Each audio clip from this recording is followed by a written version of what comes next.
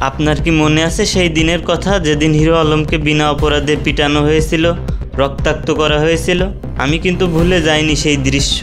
দিন পাল্টায়, দিন পাল্টায়।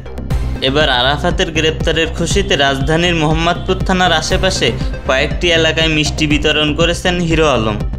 এছাড়াও আরাফাতকে আদালতে নেওয়ার সময় তাকে ডিম ছুঁড়ে মারবেন বলে ডিম কিনে রেখেছেন ডজন ডজন।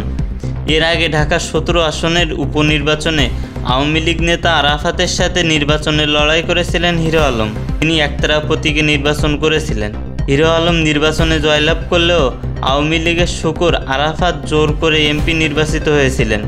শুধু যে আরাফাত জোর করে নির্বাচনে জয়যুক্ত হয়েছিলেন তা নয়, এই আরাফাতের লোকজন হিরো আলমের উপর নির্মম হামলা চালিয়েছিল, হিরো আলমকে বেদম মারধর করেছিল। কিন্তু তখন হিরো আলমের কোনো কিছুই করার ক্ষমতা ছিল না, কারণ তখন শুকুর আরাফাতের দল ক্ষমতায় ছিল। সম্প্রতি সাবেক তথ্য ও সম্প্রচার প্রতিমন্ত্রী এই আলী আরাফাতকে গ্রেপ্তার করেছে পুলিশ।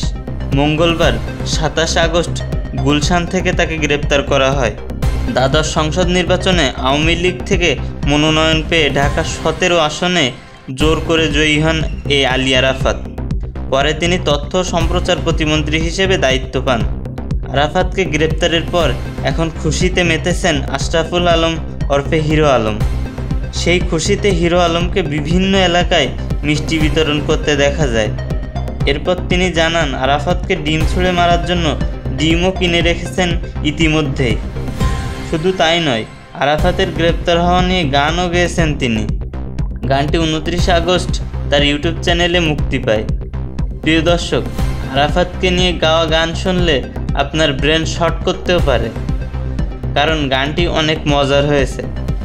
তো আপনারা কে কে গানটি ইতিমধ্যে শুনেছেন আর কেমন লেগেছে